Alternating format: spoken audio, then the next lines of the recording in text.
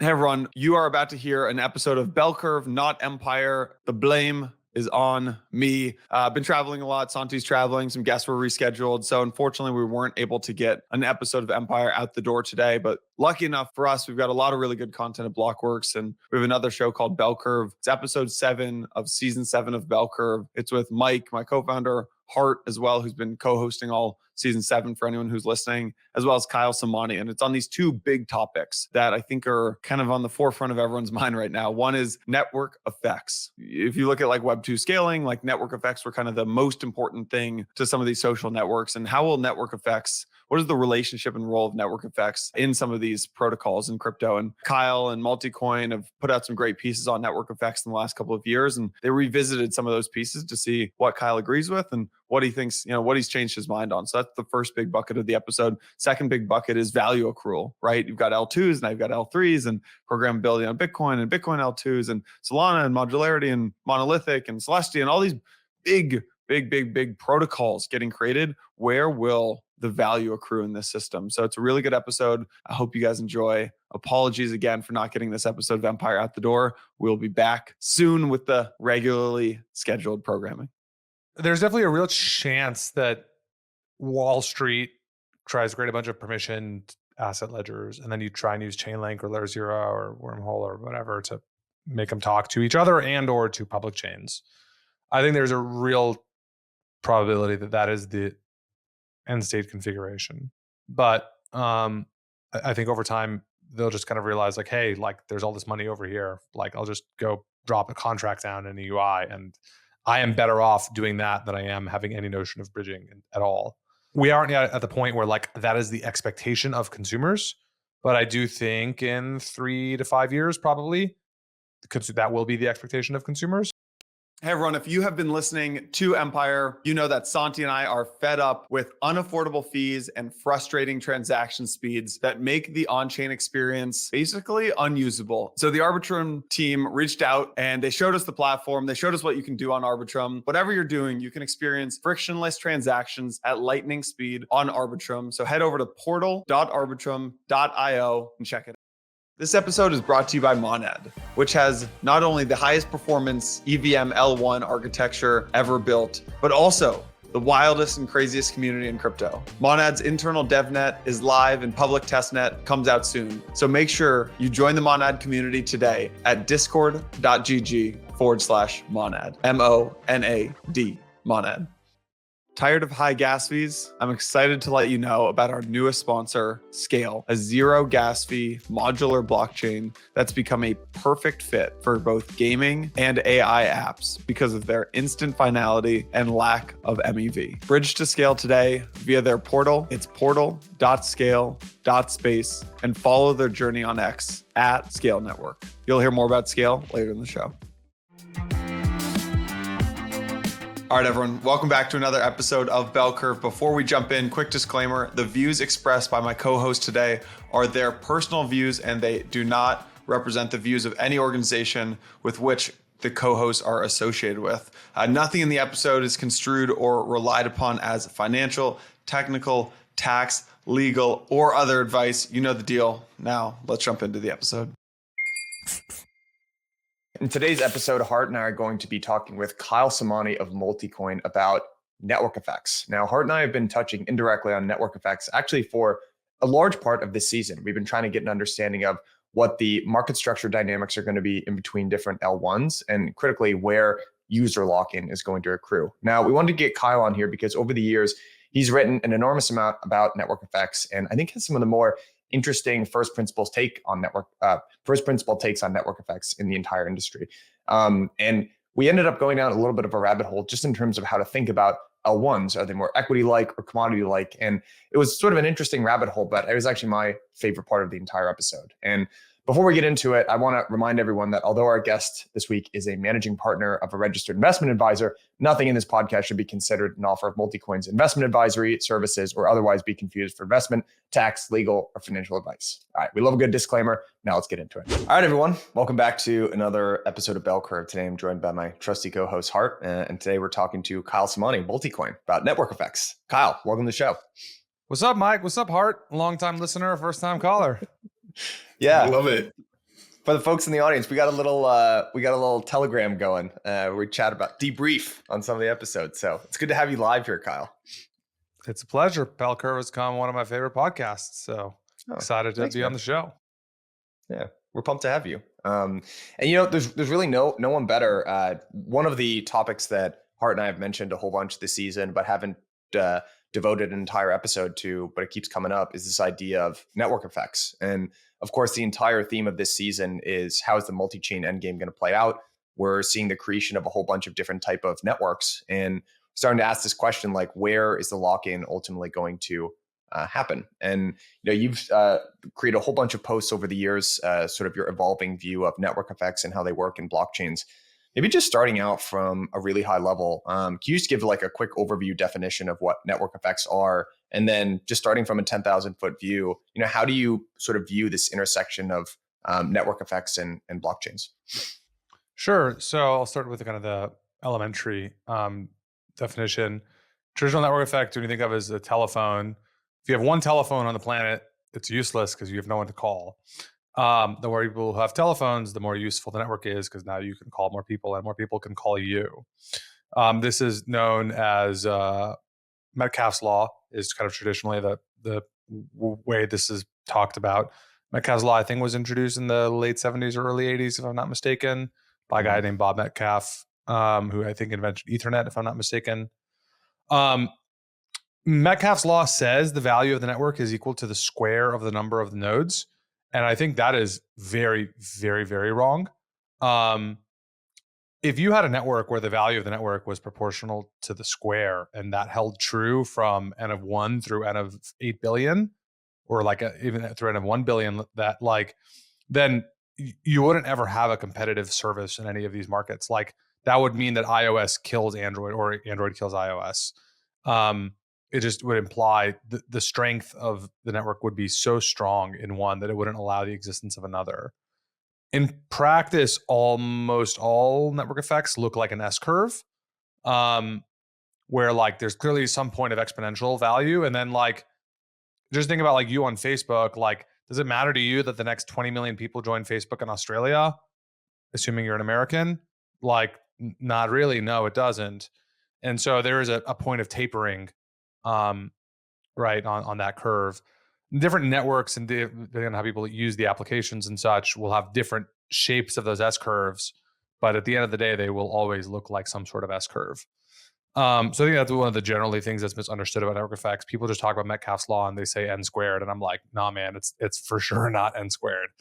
I'll, I guess, start there. We can, I'm sure, go in a lot more directions. Yeah, that makes a ton of sense. Very intuitive to me as well. I'd love to start maybe getting a little bit more specific and talking about some of the different types of network effects that exist. And maybe we can start to, so if there's maybe some sort of tapering off, most network effects aren't this sort of exponential n squared type thing, but more of an S curve. I think what we can start to tease out is like, what does that mean for the ultimate end state of like how many different sorts of blockchains do we need for one? But maybe when you, Kyle, start to think about network effects as they pertain to blockchains, like what are some of the weird sort of idiosyncrasies that maybe the audience should be aware of? And like one thing that I know that you've talked about, at least on the smart contract platform level, is this idea of anti-network effects. So not only is it not exponential, but these networks can actually get less and less useful the more users that they get, which is sort of a counterintuitive idea. So you break down this idea of anti-network effects and how you think about the network effects that pertain to smart contract platforms more generally. Yeah, so blockchains introduce a new phenomenon that we call anti-network effects. Talked about this in my presentation from the Multicoin Summit in September of 2023. And the colloquial term for this is gas fees. And everyone knows that, like, if you're on Ethereum and a lot of people use the network, gas fees go up.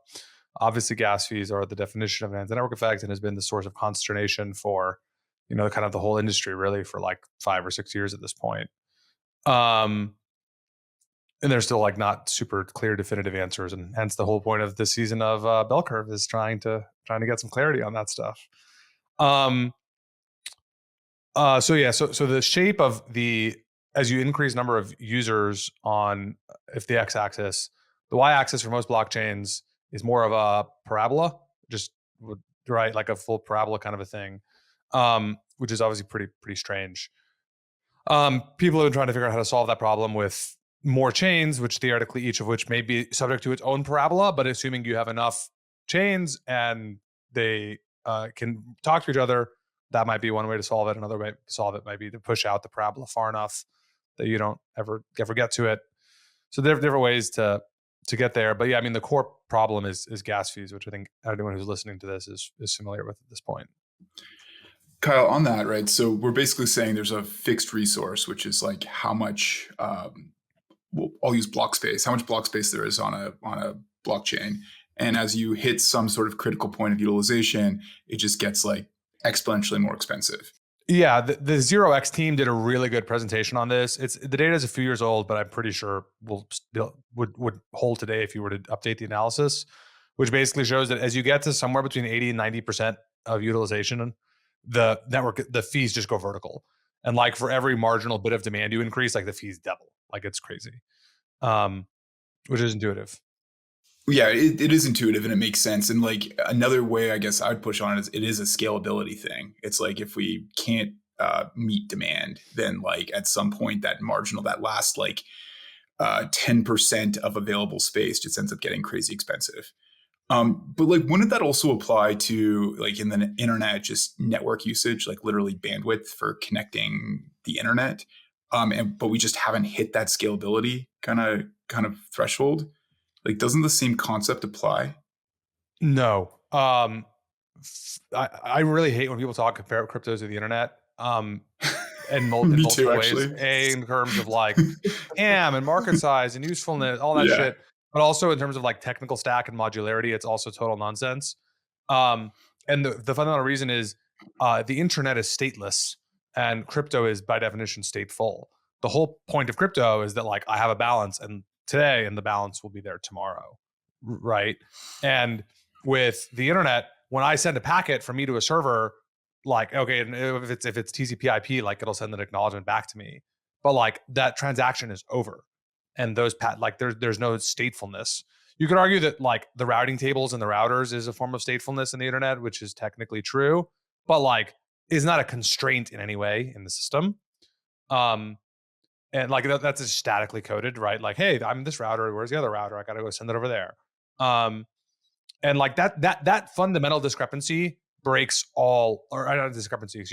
fundamental like first order difference in what you're doing with the system changes everything about how to reason about trade-offs you should make, usability, what you should optimize for, etc., because of the statefulness of the system. Okay, so just to actually refine that a bit more, because like, okay, if I did have, and again, I actually do agree that comparisons of blockchains to the internet kind of suck, but what I'm trying to compare is the technological concept of like you have a fixed resource and at some point like you hit limits of what that resource can do. So if I have a network pipe between two places and I just start bumping up against bandwidth constraints, packets are going to get dropped or something like that.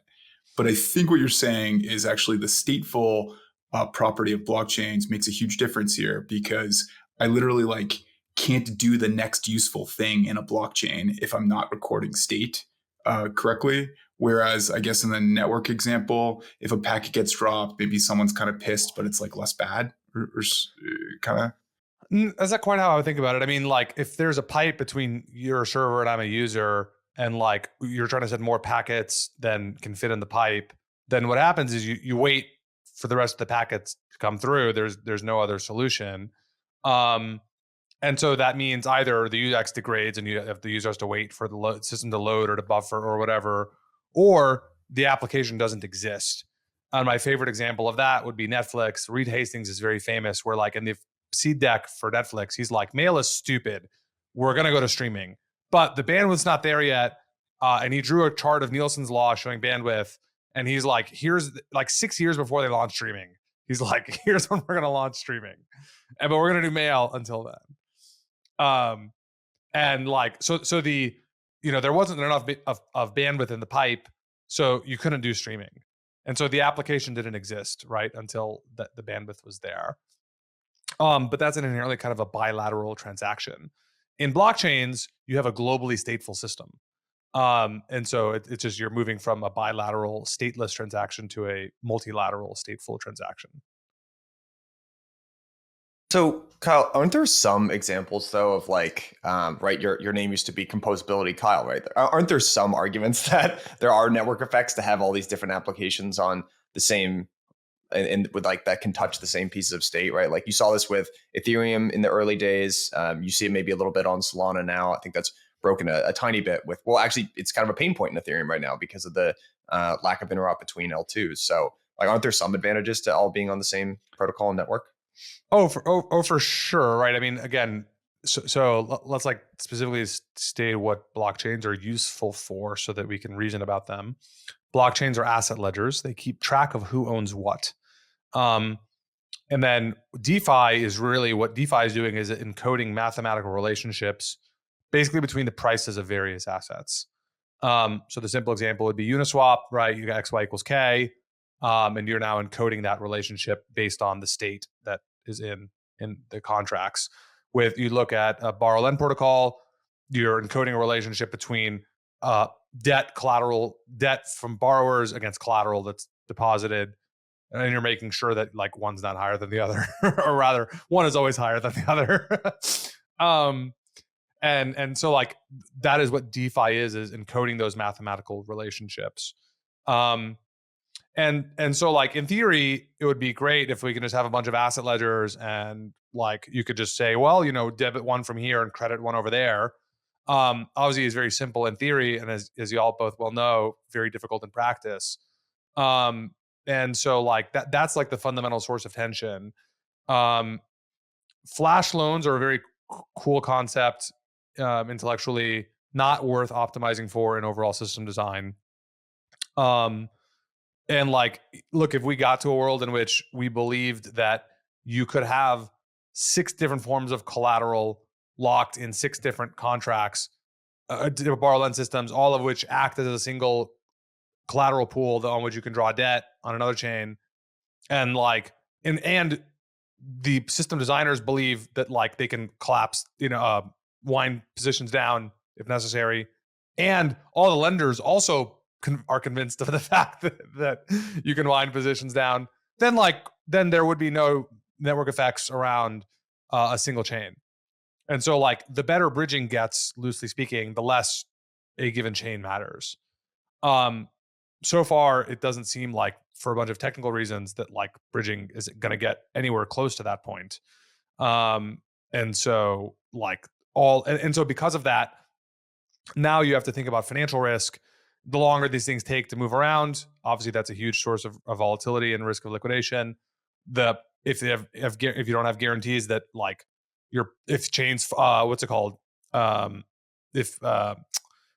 liveness failures and like part of the chain goes down, you're not finalizing blocks, that impacts your ability to do these things. And so now you just have all of these like cascading complications on relaying states of chains to one another.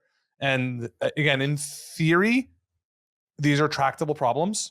Like you can describe theoretical ways in which it all works that does not violate the laws of physics. But then getting everyone to agree on the right set of standards to do those things is like very, very hard. As I like to joke sometimes, every problem in all of technology is a standards problem. In like the sense of like, if everyone agrees to use this thing, then all the problems go away. But like, of course, no one ever gets everyone to agree to use the same standard.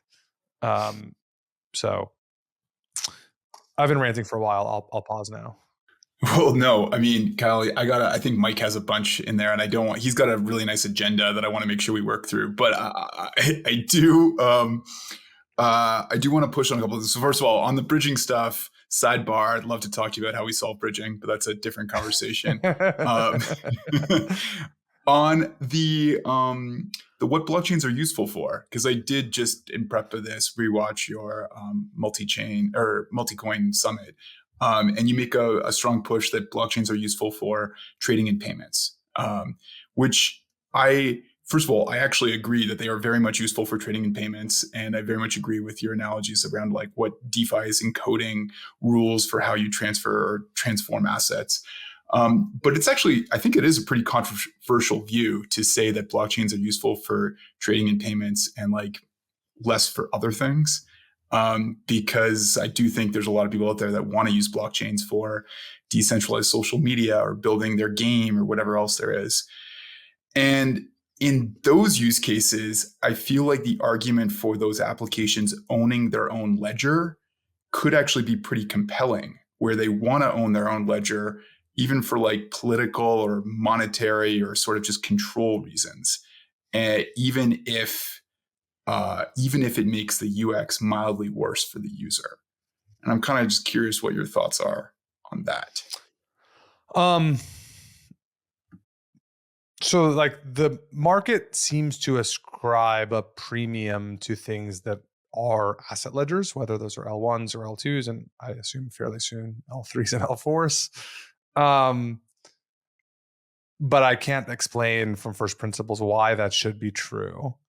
So there's a weird perverse incentive that skews how developers think just because like they're following the money. From first principles, I cannot articulate why you are better off being on your own asset ledger. The best arguments I have heard are so that you can capture MEV to yourself, which is a pretty reasonable thing to believe, and one I did believe for some period of time. But I have come to realize that like you can generally capture the MEV back to yourself just by controlling the contracts. And if you control the front end and you control the contracts, you don't need to control consensus to capture MEV. So like the very simple example here would be if you're like Aave for liquidations, well, like the contracts dictate like, okay, you submitted a liquidation request, like just take part of the liquidation fee and send it to the Aave DAO, right? And you can enforce that contractually. If you look at, if you've got to step through all of the various forms of MEV other than SEX DEX arbitrage, and DEX arbitrage, obviously, I think you can construct ways where you take the fees, the MEV back to the front end, back to the contract. And then you look at things like even like NFT mints. I mean, again, there's very easy ways to get MEV back to the contracts. You can run any form of auction system you want. Auctions don't need to be run on chain. Like you can host them on a server and like you can get the MEV for yourself that way. So I'm generally skeptical of the MEV argument to get revenue back to yourself. I think the notion of like dealing with consensus is like not worth doing. And then also you're creating complexity because now the user has bridge their assets and like, do they know where their wallets are? It's like all these other weird second and third order effects that I would prefer to avoid for users. So that's part of it. The other part is like control and performance stuff. Control is control, and like some people want to have control over their own stack because that's what they want, and like you can't ever stop people from wanting what they want. So if they want it, go for it, have fun. It makes the most sense in games, and specifically creating a sidechain or an L2 makes the most sense in games because the front ends to interact with that state are inherently non-global. Or in fact, rather the opposite, they're hyper-localized, typically to a canonical front end. People are talking about like mod front ends in crypto gaming, and we'll see if any of that stuff goes anywhere. But for now, let's just assume a game has a single canonical front end. In that configuration, like then you control the front end. You can just and like all of the state of the game is only relevant to users through your front end because you control the canonical front end. So you effectively are guaranteeing localization of the economy, so to speak. So that's fine and well if you want to be in your own sidechain or L2 for that reason. I think that's okay.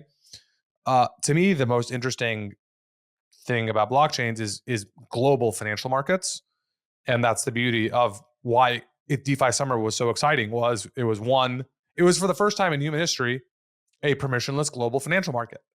And you had people on Twitter at all hours of the day, and Chef Nami showed up and like forked Uni, and like people forked all the contracts and had food coins and whatever, right? And that's why Solana meme coins are fun right now, is for the same reason. People make funny memes in Chinese and in Korean and English and in Germany. And like, it goes viral, and you have a global market.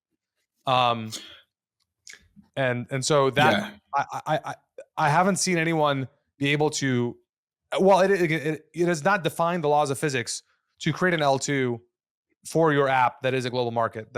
But we have yet to see a single instance in which you can create small or application specific L2s and have global financial markets where all of the requisite infrastructure around liquidity and indexing and wallets and users and just all that shit just works. Again, it is possible. It just has never been done before. And it's fundamentally, it's a standards problem. The reason it worked on Ethereum in 2020 and the reason it works on Solana today is because there was one standard. It was the ETH L1 standard. And there's a bunch of secondary things on top of that with liquidity providers. And the same is true now with Solana. There's another place where it sort of works, interestingly, I'm putting because the UX is still very challenged, but Cosmos also figured this out with IBC. There's a really interesting path dependency between, like, basically Cosmos has a bunch of app chains. Ethereum now has a bunch of app chains and gen purpose L2s. Interop is quite good in Cosmos. It's not very good in Ethereum. And I actually think it's this like squishy social thing where actually the vision for Cosmos to begin with was this interoperable set of different app chains. And so they built these basically like, I don't know what you'd call IBC. You could call it a public good. It's just like a set of pipes that everyone from day one was like, I'm buying into this. And now the intractable problem, to your point, Kyle, is just like, and Hart and I ended last episode talking about this, is just there isn't a real incentive for big L2s to become interoperable, right? Actually, the incentive is sort of the opposite, right? It's to not be interoperable. It's to become interoperable within my little fiefdom, right? But not... And there's a few other like angles at work here. So I thought, like, Kyle, I think your answer was like very honest, right? Like, so the market today does seem to ascribe a premium to owning your own asset ledger on your own chain for whatever reason, and that's creating incentives. And, you know, you and I have been talking for years about how cool global permissionless finance is. And I do generally agree, at least at a first principle level, having everything on the same asset ledger makes that easier. And that's kind of cool and something we should be excited about, period. But like there are other reasons why people want their own asset ledger that are, again, kind of perverse. If you think of the cleanest example I would have is poker chain. I want or my casino chain where people are going to play my blackjack and poker on my chain. I actually want it like a casino where money comes into my ledger and then never really leaves. It's in my best interest to actually be like a vacuum that sucks assets onto my chain.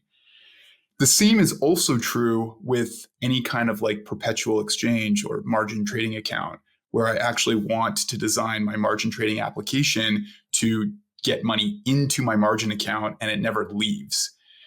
And so this is just where I think it's a really interesting conversation where kind of like paternalistically, it would be better if everything was on one ledger, but there's lots of incentives for why teams would want to actually suck your assets onto their own place and make it hard for them to come off.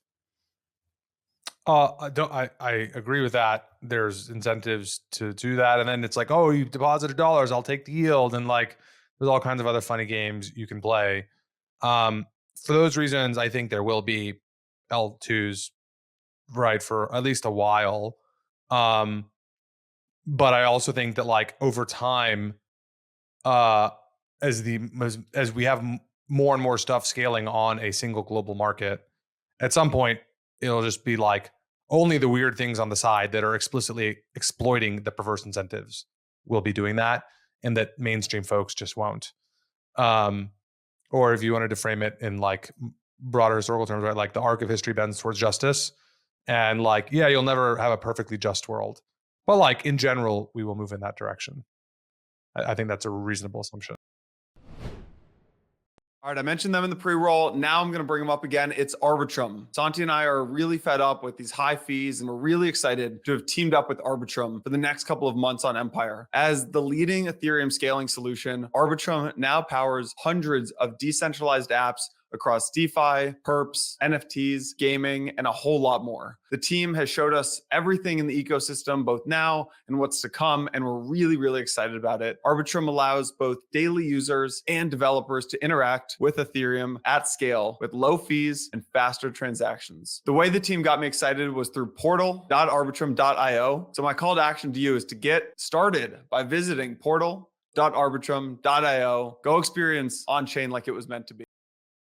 This episode is brought to you by Monad. Monad's thesis is simple. The EVM is here to stay, similar to JavaScript and Web 2, but unfortunately, today's EVM lacks the high performance and the scalability that developers need to make certain applications possible. Monad addresses these concerns and these bottlenecks while preserving seamless EVM composability for application developers. There's a seamless transition to Monad as the Ethereum RPC API allows for really easy portability. And for developers, Monad can support 10,000 real transactions per second with their unique parallel execution environment. And of course, there's full compatibility with EVM bytecode. Monad's internal DevNet is live. Public testnet comes out soon. You can join Monad's journey in two ways. One, go follow them. They're on Twitter at Monad, MONAD_XYZ. And also join the Monad Discord. It's discord.gg/Monad. Big thanks to Monad for sponsoring Empire. Hey everyone, Jason here. I know you've been hearing a lot about the intersection of crypto and AI, and that's why I'm really excited to share our newest partner and sponsor at Empire, SKALE, a high-performance modular blockchain that's revolutionizing gaming and AI. With zero fees and instant finality, SKALE's unique architecture allows for massive scalability and has already saved users over $6 billion in gas fees. The 5 main takeaways that you need to know for SKALE: 1, zero gas fees; 2, SKALE has instant finality and lack of MEV. 3, the zero gas fee model of SKALE is really important for blockchain gaming adoption as gamers don't have to pay transaction costs or have the SKALE token. 4, SKALE is multi-chain. This design allows for nodes to be combined to create chains and for individual subnodes to actually be removed and relocated, which creates greater security and collusion resistance. And 5, SKALE has become a really good fit for AI dApps because they're fast, automated, zero fee transactions. Big thank you to SKALE for sponsoring Empire. We're excited to partner with you guys. Bridge over to SKALE if you're listening to this via the portal.skale.space, and follow the journey along with SKALE on X at SKALE Network. That's at SKALE Network. Big thanks again to SKALE for sponsoring Empire. Moving into this whole idea of like integrated versus more modular spread out approaches, one of the things that Hart and I have been trying to reason about this season is this combination of, as you start to unbundle what has traditionally been bundled into one blockchain, like what are the sticky parts of that? Like, one, where are network effects like in those layers as they're now getting unbundled? But 2, where does like user lock-in and value accrual end up happening? So like one way to reason about a blockchain before everything was spread out was that you kind of have this network of computers. These computers all do a certain thing, and then there's a token which is used as a ledger for that computer. And the more things that this set of computers can do, and the more applications that are built on top of this these set of computers, theoretically, the more valuable this like unit of account sort of thing is. Now, I think there are some interesting data points which might dispute that like pretty simple view of the world. And now we've had, in many cases, like even with Ethereum's rollup centric roadmap, you have like a protocol that has an asset, which is ETH, but then you're kind of exporting wrapped versions of that asset up to these new layer 2s, right, that are next to it. Another really interesting data point here would be Bitcoin, which flies in the face of this very simple worldview, which is that protocol hasn't really improved in many years. Like arguably there hasn't been a major upgrade since like Taproot. I'm not even sure how, well, actually with Ordinals, I guess that's going to indirectly end up being really influential. But like really since like the block size wars in Taproot, not much has happened in Bitcoin land, but Bitcoin has expanded its market cap of its token by, a full order of magnitude or whatever. So it kind of begs the question here. I think you can point to a couple of areas where there are network effects and they're actually a little bit divorced from this idea of just like more useful apps that are being built on these platforms. Like one would be Bitcoin. And that implies to me that there's a very different set of network effects that takes hold of the token as opposed to the underlying protocol where there are anti-network effects that you were describing. I think another area of the stack that's pretty sticky is the execution layer, like the EVM and the SVM certainly have some amount of network effects that accrue to it. although it's TBD, like how or if that filters back up into the token price. So I guess like to put to you here, like what is your take on how Bitcoin was able to grow its network effect and the token and sort of the value of the token while the technology underneath didn't improve? And do you see this world where the tokens versus the actual protocols are starting to sort of separate and compete on different vectors? Lots there to unpack. There's like 7 questions there in one. I know. Yeah, I'll do my best here. I'll start with Bitcoin because it's the funny one. Agree, Bitcoin is the special snowflake. Or sorry, Bitcoin. The market action and the commentary around Bitcoin, as you alluded to, would make it the special snowflake. I believe it's just the ugly child and is actually worthless. But I understand why people think it's the Wow, that's a spicy take. That is a take. Flaming hot take, Kyle. Wow, Kyle. This isn't new. I've been saying Bitcoin is not worth anything for a long time, and I will stand by that and take it to the grave. I think innovate or die is like the core of the world, and everyone else would be like, the point of Bitcoin is it doesn't innovate and it's special, and like, Kyle, you don't get it, and we can go back and forth on that. But I understand why Bitcoin's story is not one of usage or usability. So the notion that like its technology matters is by definition irrelevant because of the story that you're told. Bitcoin is an RNG that has historically trended upwards. Excuse me. The BTC USD price is an RNG that has historically trended upwards. I generally think it will go upwards probably for another year or 2 or 3. I don't think it will be an RNG with an upward trend. I think it will become just an RNG within 5 or 6 years. Because at some point the market cap can't just like keep outpacing all other assets. Like it will just become too big, and so it will turn into an RNG. And then eventually it'll get flipped by Solana or something else. But that's a separate story. But yeah, Bitcoin is special because it's special. Like it's circular, right? So you have to just accept that for what it is. Ethereum, I guess the question is like, how do you explain Ethereum price performance, even though ETH is like being as an asset is being disintermediated? Is that the question at hand, Mike? Yeah, can I actually push on that whole like ugly child? I'm not like defending Bitcoin one way or the other, but like I think you could actually attach a more rational explanation to it, which is that like, I don't know, this has been, as long as I've been in crypto, there's been sort of these like 2 camps of people, like oversimplifying here, but there's like the monetarists and the technologists. And the monetarists say like the way that these assets are competing are the way that money competes, like liquidity, Lindy, all of this stuff, right? And then there's this other group, which Kyle, maybe it sounds like you fall a little bit more into, which is like, guys, like that feels really pie in the sky. Like ultimately, innovate or die, the tech has to get better, the shit has to actually do stuff, and the doing of the stuff and the creation of like real revenue and demand, like that's what's ultimately going to drive value.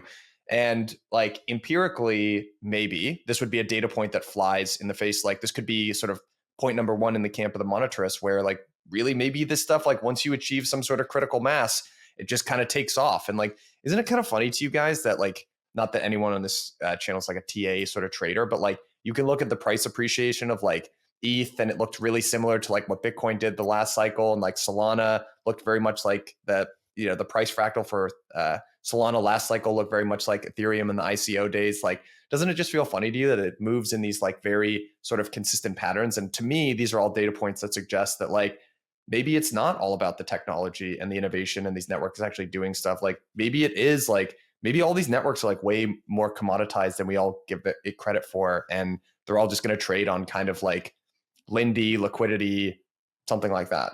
I know that sounds so pie in the sky and that doesn't sound good on a podcast, but like, aren't those like data points that support the more monetarist point of view as opposed to the technologist point of view? Can it all be true, Mike? Like, I don't know. I'm curious Kyle's view on this, but like both can be true, right? So they trade on this like weird TA technical hype cycle thing. But I do think, like, I do agree with Kyle that innovate or die should be the motto of anyone building technology. And the technologies that are not innovating should die, right? Mm. Now, I also will say that Bitcoin might actually truly be a special case of like digital gold, and it's just doing something else. And like, I actually think that's a very reasonable view. But I'm pretty bearish on like Bitcoin L2s, for example. That seems like just like trying to innovate with your hands tied and your feet tied, like just seems very hard to do. I don't know, Kyle, your thoughts? Agreed exactly on Bitcoin L2s. Look, will you create a casino that has a Bitcoin that's orange on the front? Like, yeah, great. Will you build anything that is going to change global finance or power global DePIN or gaming?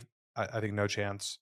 I don't think anyone who's building a Bitcoin L2 like that's even entered their mind that like that's what they might be building one day. Doesn't mean it's impossible to get there. I just think like the because of A, the technical constraints of the system, and B, the kinds of people who have been attracted to build there today in 2024, you're basically just getting people who want to build casinos.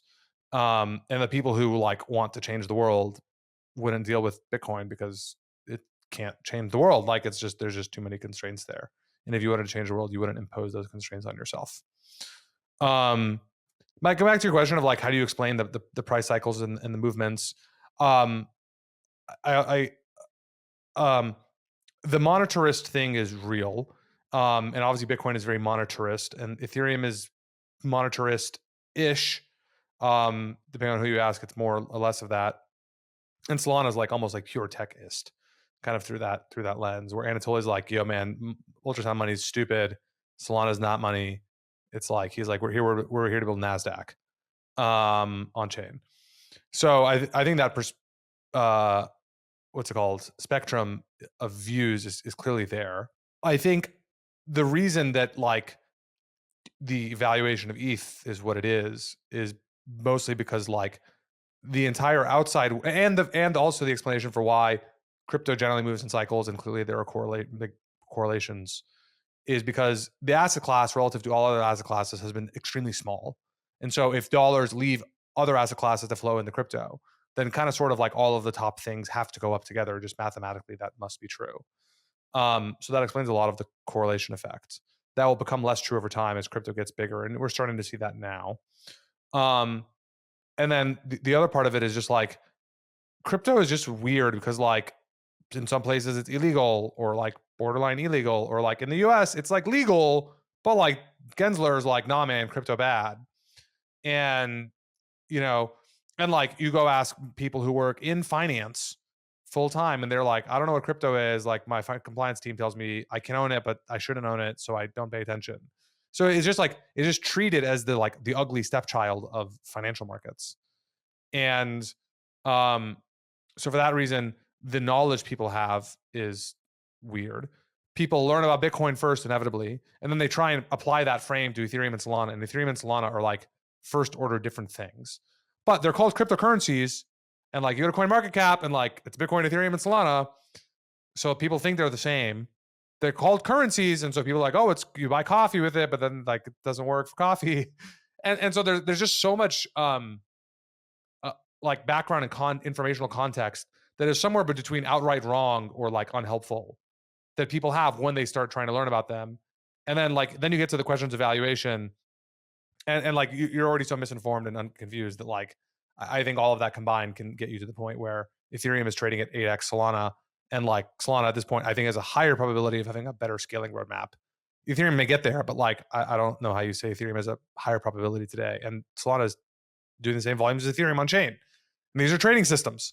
Like that's what they're for. Like we, like we have the data. And so like, that's the only way I can explain it, is just like, there's enough inertia and confusion that this won't. I think if this was equities and you had like equivalent, like NASDAQ versus CFTC, or excuse me, NASDAQ versus CME kind of a thing, I don't think the discrepancy in valuations or narratives would be this large. I got like, I don't know. I guess I have to. It's too dangerous for me to just reason out loud about something that I'm trying to articulate in my head here. But I do think it's like it's worth pointing out. I guess what I was trying to get at before is these things aren't equities, right? Like it's not like these things don't generate cash flow. which accrue to some sort of balance sheet that these protocols can then spend and like compound their advantage. Like it's different. And maybe the clearest way that I can articulate that is like if Solana was a company, it would be actually taking some kind of rent, which would then go into a balance sheet. They would spend, hire more employees and do that. Whereas I view the point of both Ethereum, Solana, and Bitcoin is to get its asset out into the hands of as many people as possible. Like the reason why Solana might go up if more people trade on Solana isn't because it generates cash flow for Solana that can then be reinvested. It's because if you're trading on Solana, then the dominant pair where liquidity is probably Solana with, or Sol with or Sol Doge or whatever. And then more people have to go out and hold Solana. And then the more distributed the currency is, the bigger the network effect that it ultimately has, the more liquid it is, et cetera. And I don't know. That's how I think you can explain some of these differences in between, like why sometimes technology doesn't end up driving the same type of gains, like tech and innovation advances don't end up driving the same type of gains that you otherwise might expect to see. But I know, Hart, you got one question here for Kyle about the finance use case. I want to ask about data and network effects next, which I know, Kyle, you're into. So I wanted to push back on that, Mike. Oh, really? Well, push back. Push back, Kyle.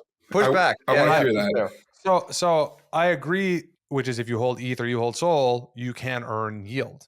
And that yield comes from two places. One is MEV, which I think is the more important source of yield. And the other is people paying the gas fees and then the inflation. And so you end up, owning a higher percentage of the network over time, which means you get to get more of the MEV, right? Which is real cash flow yielding. So so you can, just through that lens alone, you can use a DCF like construct to produce a valuation methodology. Where it is not like an equity is like, you're right, there's no balance sheet, it's not Microsoft and you just cut a fee of Windows or Office and you just get the money magically. So I agree in that sense. But like you can value these assets through that lens, and that is the primary way we think about valuation. It's also why I'm more bullish L2s than Ethereum, is for that reason. But that's a whole separate dialogue. Kyle, I was going to add to that too. Like, Mike, as a thought experiment, you're saying you want to get the asset in the hands of more users, right? So it's like, how many transactions are there? But as a thought experiment, like, we don't have any identity. So it literally could just be two guys spinning up hundreds of thousands or millions of wallets trading with themselves, right? In concept here. And that's not real. But I do think that network usage is what actually matters here. And generally speaking, network usage is going to be correlated with more users, but it doesn't have to be. It could just be correlated with a fewer number of users using the network more. And that's where I kind of do look at that as being like a cash flow like argument, like Kyle's saying. But, Well, I mean, the more trading is happening on chain, the more MEV there will be. That is a guarantee. And so the more assets there are, the higher the market cap of those assets, and the more people trade those assets, that guaranteed will produce MEV. Yeah, I empathize with that view a lot. I guess we're just gonna have to ultimately end up seeing how this plays out. Like maybe Bitcoin is like this special. All right, lots of reasons to assume that Bitcoin might be unique. Immaculate conception, right? Like all of this stuff that is really hard to replicate, but maybe it's not. I used to think about like Bitcoin's on its own separate private island over here, and then there's every other blockchain. But like honestly, the more that I think about it, I don't think it's actually that separate. And actually, like you see these design convergences. Like, okay, maybe Bitcoin L2s like don't end up working. Okay, maybe they do. And like there are all these reasons. Like right now, people are talking about Solana L2s for sort of different but sort of similar reasons why people talk about ETH L2s. It's not about cost savings. It's about sovereignty and control over your block space. There are all these different things that are sort of like suggesting to me that at the end of the day, like really what separates all these different chains is just the specs for your L1 validator. And everyone chose different trade-offs, but now, people have gotten to such a point where like, well, actually I've kind of like solved this, I've maximized the positive trade-off here. Now I'm going to try to solve the negative. And all these blockchains are starting to look more similar. And honestly, for ETH, I don't think ETH is underperforming relative to Sol right now. I'm not a trader. I don't know. Ignore any of this this is not financial advice, but like probably the next thing that is needed to make ETH go up has nothing to do with usage or DCFing, future MEV rewards. It has to do with an Ethereum ETF. And the reason ETH is going to get an ETF is because it's been around long enough. There's a reference rate, there's a futures market, and it's liquid enough that you can put an ETF wrapper around it. So I don't know. I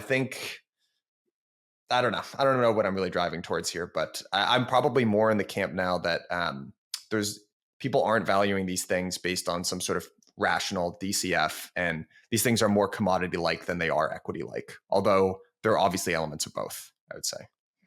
I agree that they're not being priced as if there's people running DCFs. Strongly agree with that.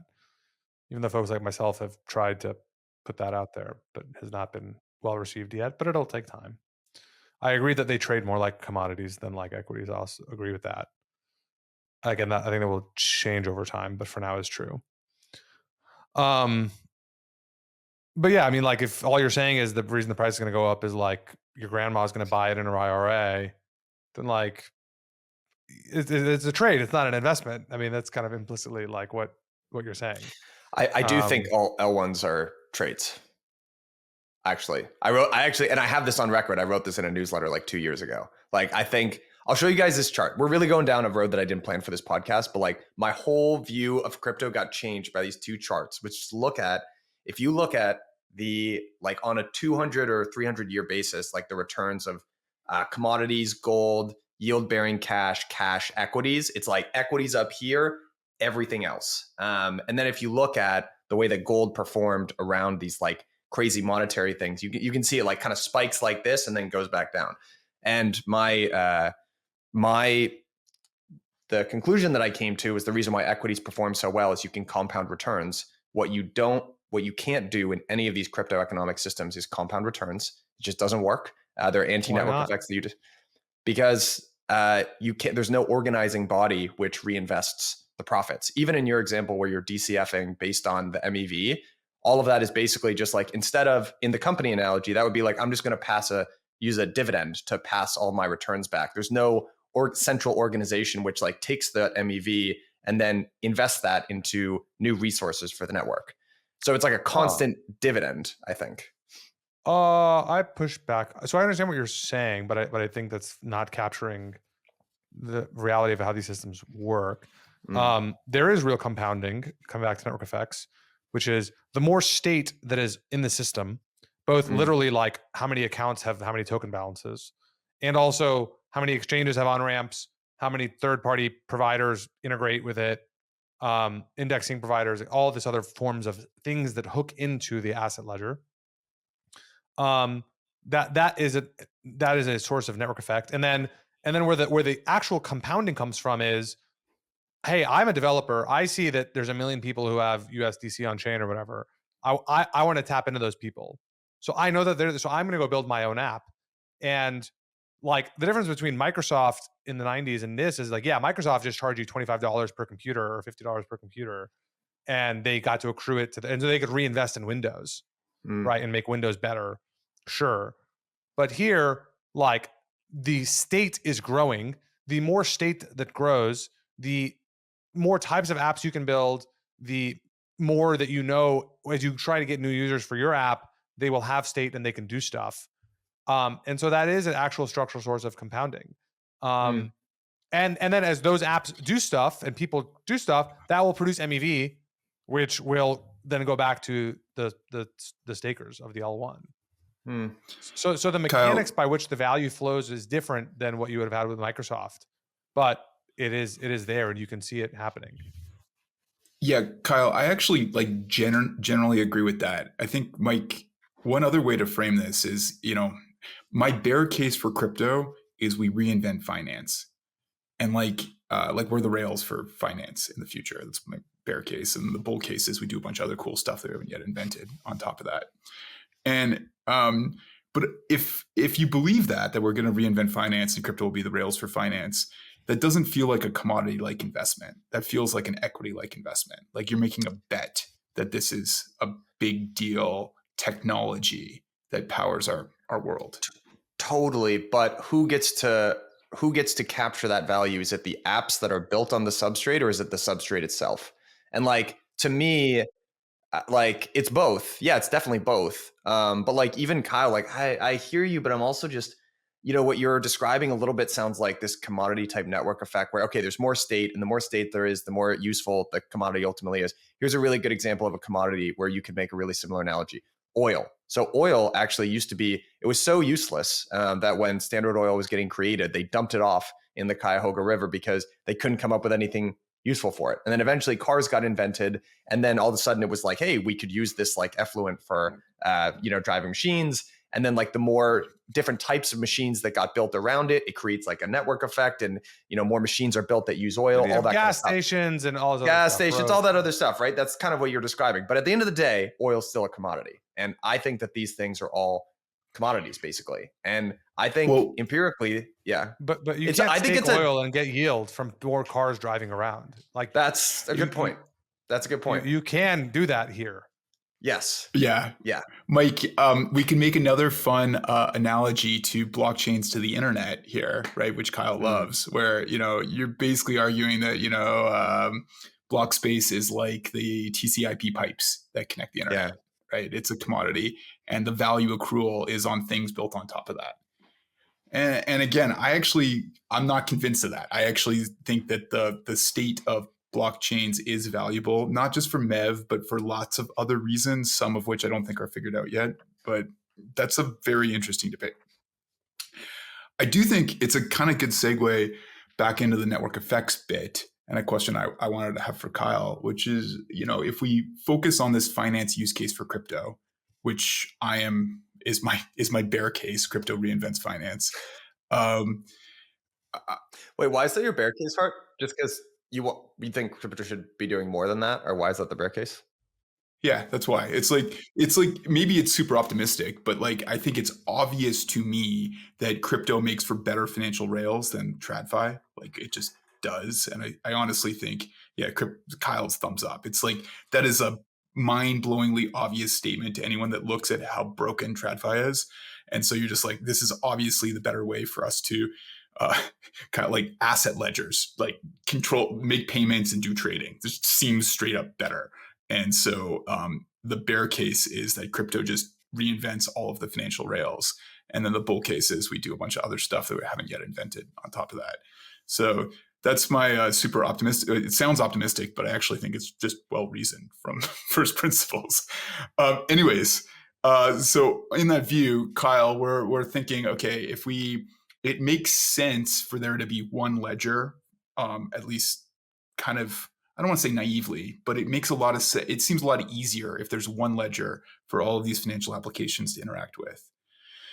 But when I think about just what Jamie Dimon is going to want to do with JP Morgan chain and what Larry Fink is going to want to do with BlackRock chain, like I just think that these guys are smart enough to believe that owning their own asset ledger is extremely valuable, and they don't want to be integrated. And it might be almost perverse, but I feel like it's almost human nature there too. And I'm just kind of curious if you had any thoughts or views around that. There's definitely a real chance that Wall Street tries to create a bunch of permissioned asset ledgers, and then you try and use Chainlink or Layer 0 or Wormhole or whatever to make them talk to each other and or to public chains. I think there's a real probability that is the end state configuration. If you talk to all the people, both at the banks and at the crypto teams, the Chainlinks, Layer 0s, etc., they'll all tell you like very high probability that this would be the future state, which is these siloed permission chains, and then they talk to the public chain somehow. I assign a much lower probability than the people working on it do, because I don't think that like they're getting a lot of benefits from having their permission chains other than like ego and control, which like is a real thing. But I think over time they'll just kind of realize like, hey, like there's all this money over here. Like I'll just go drop a contract down in a UI, and I am better off doing that than I am having any notion of bridging at all. we aren't yet at the point where like that is the expectation of consumers, but I do think in 3 to 5 years, probably that will be the expectation of consumers. And so the companies will conform to those expectations is my general sense of the world. I've got a question for you, Kyle. Maybe just getting to this. What's your maybe just skip to right to the end here? Like, what do you think ultimately is going to be the market structure for like L1s here? Because there's, everyone's got their favorite one for the most part, right? Like, you're like a Bitcoin guy or an ETH guy or a Sol guy or maybe a Sui or Aptos, right? But like whatever.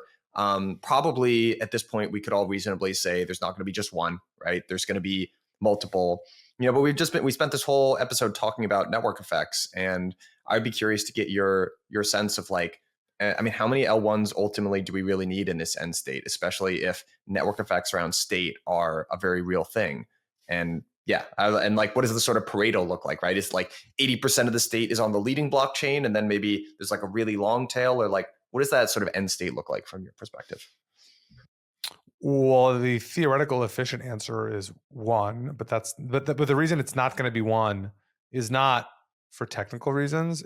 Will be for political reasons, which is just like, hey, there's like different, just like CISC versus RISC, or like SVM versus EVM, and like maybe Move. I don't think Move has achieved escape velocity yet, but like there's a real non-zero chance that it does. And so, we will, for just like, and the fact like people have different preferences of like developer environments and stuff. So you'll have some number of generalized L1s for that reason. I think the number is like somewhere between 3 and 7, probably closer to 3 than 7. And then, how many L2s are there? That's harder to reason about. I think the L2s are generally nonsense. But like for the game use case, I get it. The question is just like, how many useful crypto games will there be? I think so far the answer is somewhere close to 0. I think the number will grow above 0 at some point. But I don't know. Like, is it just we have the trading card games that like look like Hearthstone or Prime or whatever? I don't know if those really need to be on chain. Is going to be stuff that looks more like Star Atlas and Parallel Colony. Those things I buy them being on their own chain more. If like they have like a real thriving economy and like but like how many of those games are there going to be? I don't know. Like that's like 0.1% of all games are of that mold and shape because they're very hard to build, and like the scale required to build them is very high. And then like, are there other classes of games that really need this? There's people playing around with Roblox style ideas, Minecraft style ideas. We'll see if those things need chains or not. Again, very much TBD. So there will be obviously a lot of side chains that people will build for these constrained environments. Those numbers will be very large, but I think that they will be economically irrelevant relative to the general chains that are supporting global finance. It's going to be like, hey, like there's NASDAQ and there's like you and your buddies playing poker.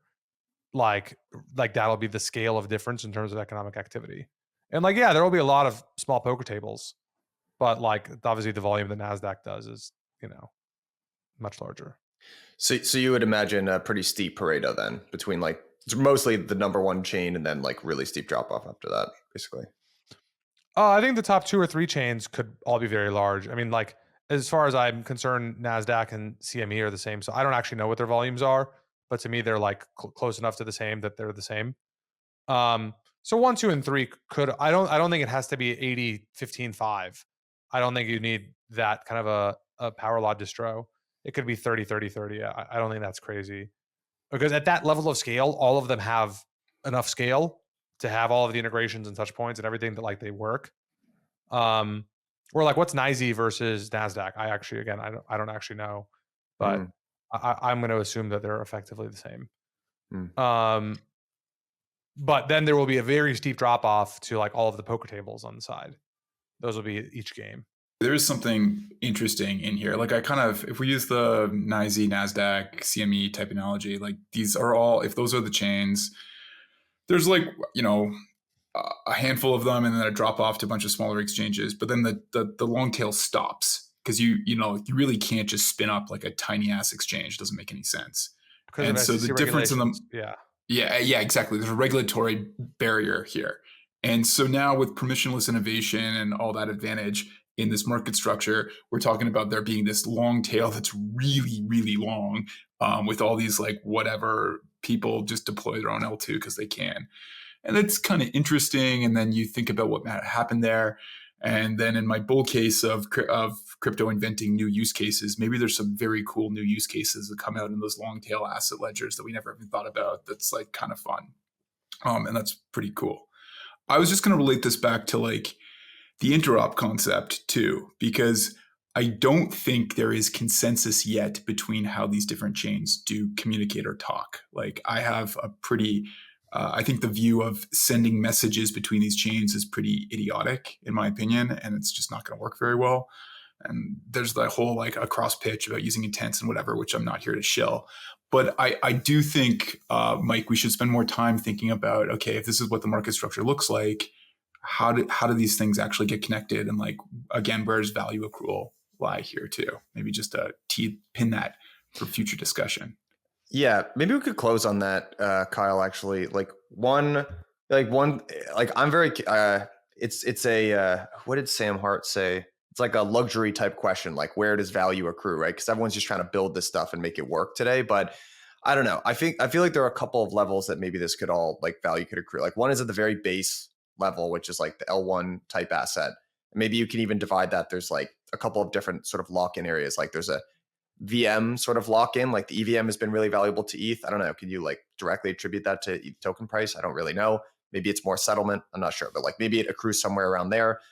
There's another argument that you could make that maybe this is ultimately going to end up accruing to apps. And like one just bogey that we haven't really seen is like real successful apps with product market fit.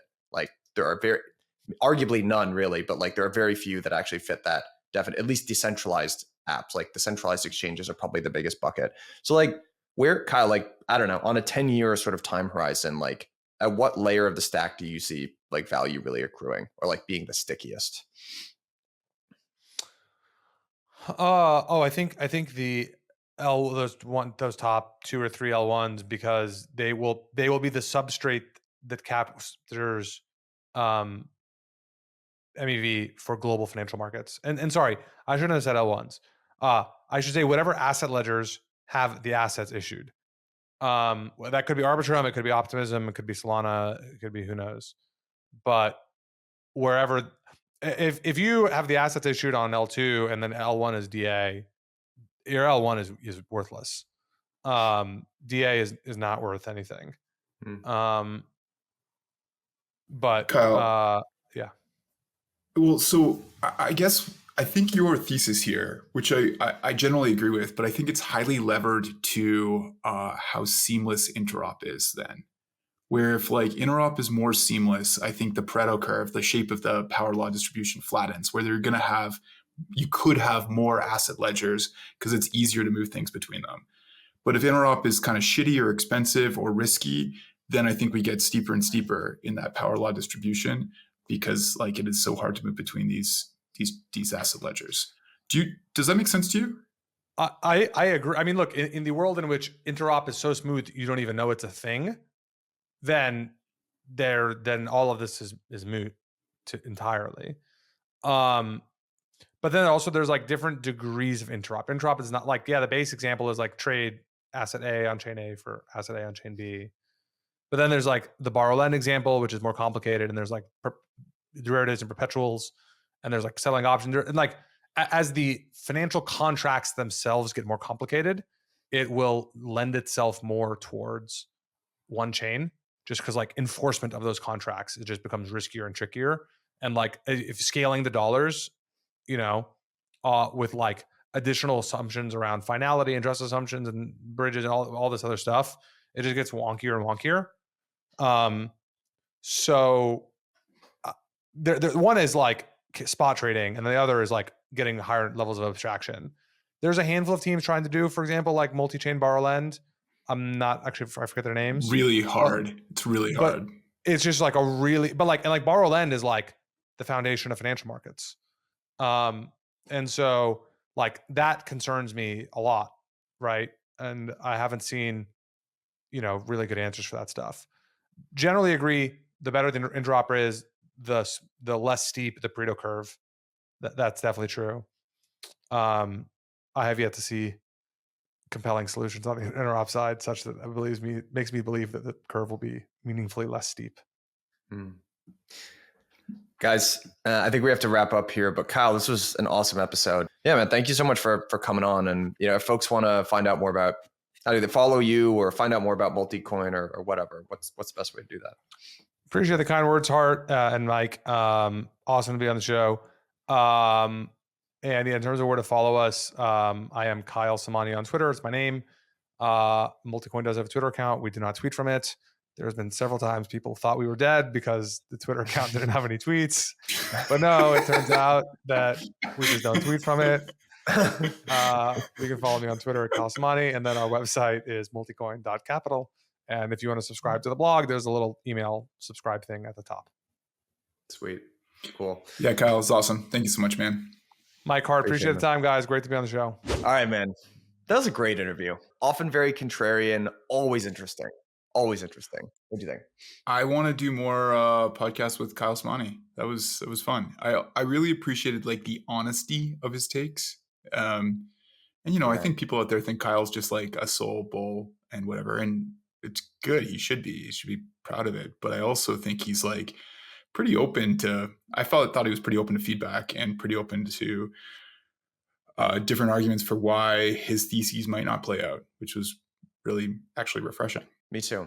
I also got to give, I think one of the things that Kyle's done well over the years is he's been extremely consistent in his views, and to his credit, honestly, like I think a lot of his early theses, which were pretty, I don't know, unpopular is not the right word, but not mainstream accepted, have proven out to be pretty correct. So I don't know if you have, I had a couple takeaways, but I don't know if anything jumped out at you to start. I think the takeaway is politics here. Like, I think so at a very high level. So it's like, okay, I don't want to use the word naively because I think that like almost discredits like Kyle's take here, but I think it seems simpler if everything is on one ledger, if everything is integrated. And let's even say that that's not a technology problem, that we actually can build a single ledger that scales to do whatever we need to do, which might not actually be possible. But like, put that aside, why would everybody want to be on the same ledger? Well, the real answer is why they wouldn't want to be. And the answer is control, ego, capturing value, just other aspects of this that I think are real and like can't be ignored. And so then I think Kyle like accurately embraces this. There will be some distribution of asset ledgers. And that distribution of asset ledgers will be flatter. There'll be more of them that are more equally sized if we have seamless interop, and it'll be much steeper if we don't. And to me, that seems like a really logical take. That was my big takeaway. I think so as well, and I think that agrees with something that I think it's the closing thought that we ended last episode with, which is, when you're talking about L2s, like the big problem isn't a technical one, it is a social one. And I think that equally applies for L1 to L1. Like there's going to be this constant perennial incentive for, control or ego is kind of maybe it sounds a little bit derogatory, but like opportunity, right? Like if you are some bright enterprising developer and think you can be a founder and see problems with the existing ecosystems and you think you could build a better one, like that's that's beautiful. Like go and see if you can build it, create value. And I just think that is, I've never really bought into the one chain to rule them all viewpoint because of exactly that. And I would even go so far as to say it's a moral imperative to create new chains, new sources of competition that will force existing incumbents to not act like incumbents and challenge them to keep innovating and be better. And I think it's a really positive thing. So I also agree that it's generally a really positive thing. I think something else I was debating about whether we could talk to Kyle about. I do think in a world where launching your own L2 becomes an easy way to have your own token, I think that there is another set of incentives there that are purely financial, and again, not all bad, right? But I could see a world. I don't think it's a low probability world that 6 to 12 months from now, we have everybody launching their own L2 because it's a clear path to monetization for them, at least in kind of like a excuse to have a token type way. So yeah. Well, I know one of the crux of debate there, which we kind of went down a rabbit hole, but I thought it was pretty interesting, is like, are these things more equity-like instruments or commodity-like instruments? And I think the answer is that they're probably a mix of both. There's a really great podcast, I can't remember, it was on Invest Like the Best years ago, but it was this guy who was investing in Google in the early days, and he talked about how analysts tied themselves up in knots as, is it a media company or a telecom company? Ultimately, it was something totally new. It was a different category. And if you spent time trying to apply a comp for media or telecom, both of them were going to be wildly off. So you should have just looked at the thing for what it is instead of like what buckets you could put it in. But one of the commodity-like aspects to me of this industry is that at some point, the cost of spinning up alternatives becomes very low. And this is ultimately like why a huge contributor to why I think crypto operates in cycles, because, and by the way, I love Bitcoin, but one thing that I think the Bitcoiners just always underestimate is this 21 million hard cap supply. What happens when in commodity land, when you have an extremely constrained supply and price goes up, is one of two things. Either the price goes down or people find alternatives because your solution is too expensive. It's a commodity. Usually there's a substitute. And the cost in crypto spinning up new substitutes, be that new L1s in the past, now it's new L2s or whatever, is extremely low. And so that's why, I don't know how I feel about it. I think the L2 landscape today is probably a little bit overcrowded. I don't know what you think about that, but that's why there are many commodity-like dynamics I see here. Okay, so I like the push that it's like, is it a commodity, is it an equity, or going back to like, is Google a media company or a telecom company? They're like, no, it's something new. One thought here would be like, okay, I am a software developer. I'm going to use this term very loosely. So I'm making some application that's primarily software that people want to use. And 20 years ago, the way I sold my software was I shrink wrapped it and put it on like Best Buy store shelves, and people bought software that way, right? And then there was like the App Store, and now I like had in-app purchases, and that's how I monetize my software. And then for games, there's like free-to-play type shit too, right? And I kind of wonder if like running your own blockchain might be another way you monetize your software. And I don't think it'll pan out exactly like that, but I think it very well could be a way that people monetize their own software, because it just becomes an easy way to do so. And you have a token that trades and something like that. And I don't think that's a bad thing. I think that's a good thing. It does suppose, though, that you have like seamless interop or relatively seamless interop. And again, I think depending on your use case, your interop challenges are going to be very different. And I think, Kyle agreed with that. Games on their own L2 made a lot of sense to him. And again, we need useful game use cases here. But if the technology is getting better and better, and L2s are getting cheap and fast and all these other things, maybe it becomes like the next free-to-play type business model for game developers. I'm not totally sure. Yeah, I think maybe one way to knit these two different perspectives together would be this guy, Preston Evans from Sovereign Labs, gave this great analogy of like trust zones. And maybe the reality, just the political challenge here, is getting different ecosystems to adopt the same set of standards, but maybe intra-ecosystem, like that's ultimately what defines the border of these different ecosystems. Like standards that get adopted within this, like maybe one set of trust zone is like Ethereum plus rollups or something like that. And yeah, you get a game that has its own block space, like its own dedicated L2, but maybe it just sort of agrees that like, yep, maybe because of the background of the developers or the founders, they're either come from Ethereum or they're comfortable working in whatever. I guess there might be a custom VM for a game, but whatever. Like these set of standards feel right to me, and I'm going to build my own.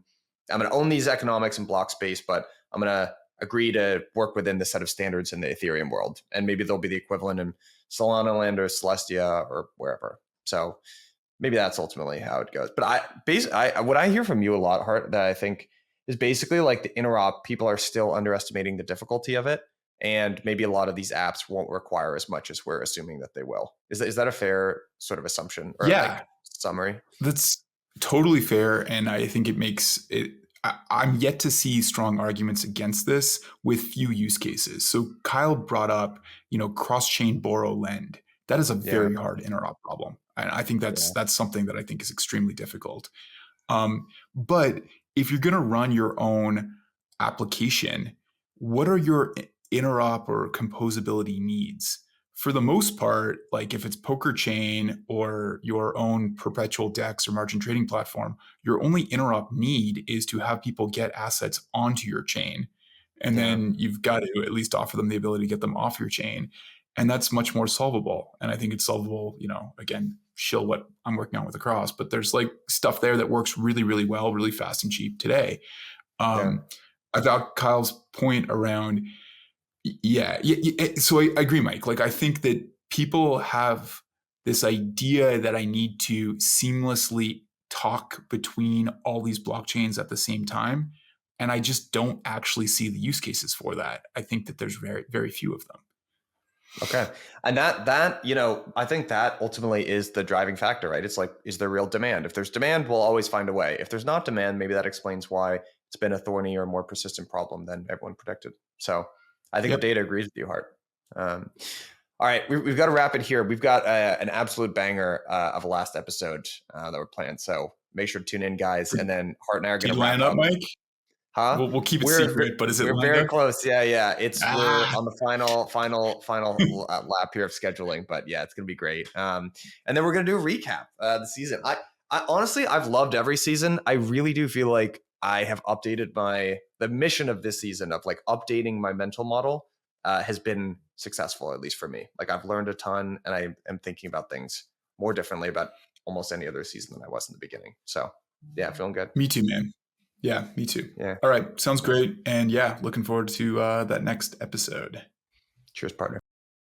Hey everyone, Jason here. Thank you so much for watching today's episode. Wanted to take a quick second to thank today's title sponsor, Arbitrum. We know you are tired of on-chain experiences that have unaffordable fees and frustrating transaction speeds, and that's why we partnered with Arbitrum. You can experience frictionless trades, lightning speed, and lag-free transactions, all for pennies per transaction. Explore Arbitrum's expanding ecosystem at portal.arbitrum.io. That's portal.arbitrum.io.